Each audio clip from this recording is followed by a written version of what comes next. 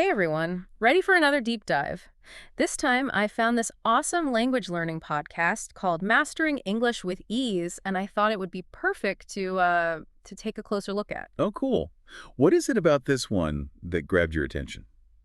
Well, they really focus on practical phrases and pronunciation tips that you can, use right away. Hmm, I like that.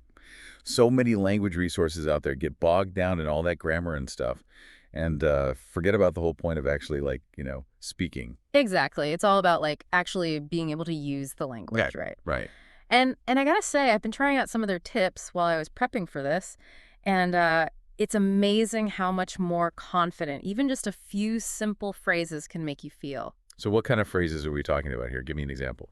Well, they highlighted two in particular. Could you repeat that, please? And I'm not sure, but let me check. They're pretty basic, Yeah. but honestly, they're so useful in so many situations. Oh, I see what you mean.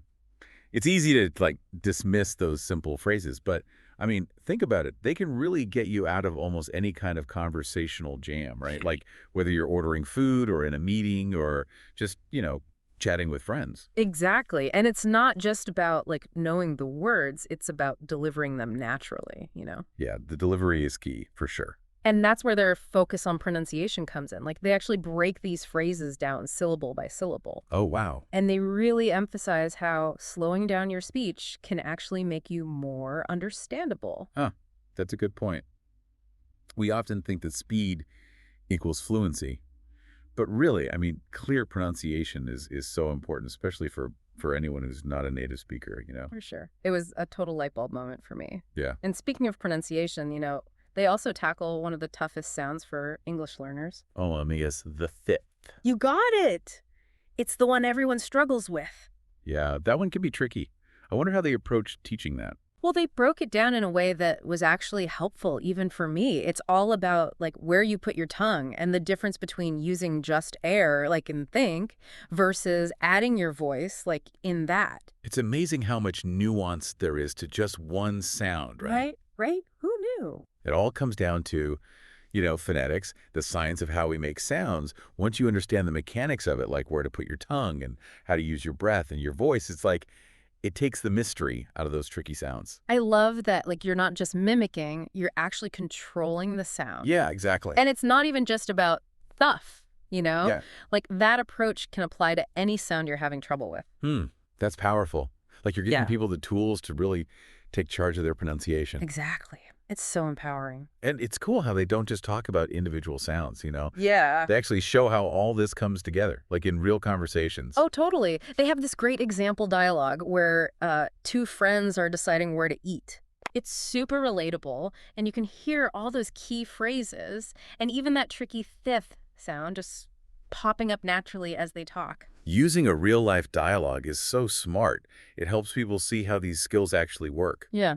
instead of just, memorizing a bunch of phrases. Right, they're giving you a little script to practice with. Exactly. And they even encourage you to try it out with a friend or even by yourself, taking on both roles. It's a fun way to practice without, the pressure of a real conversation.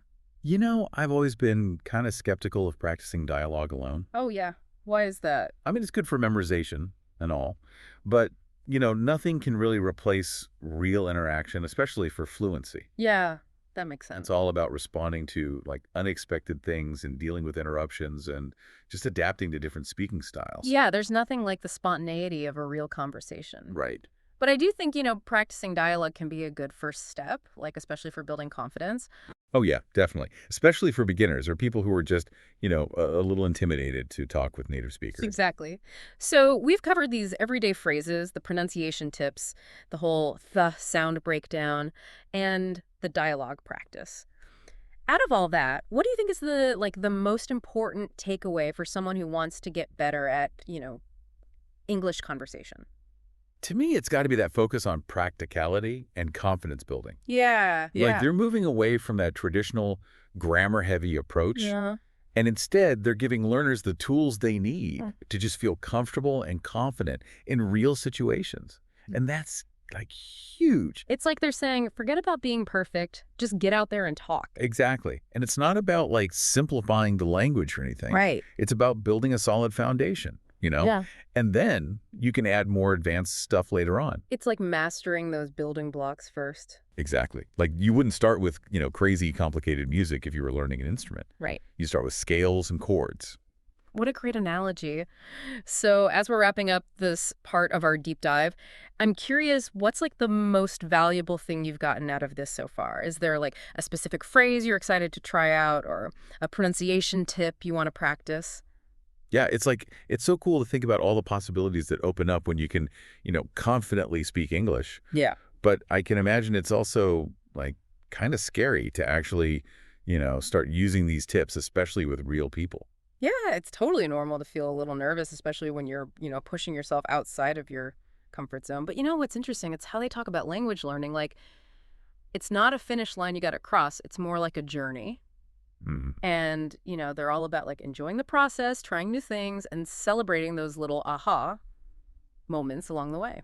Right. It's not about being perfect. It's about making progress and having Mm. fun while you do it, right? Exactly. And I really like, how encouraging and supportive the hosts are. It's like they create this safe space for learners. Yeah, their enthusiasm is so contagious. And I think that's often overlooked in language learning. That positive energy makes a huge difference. Oh, for sure.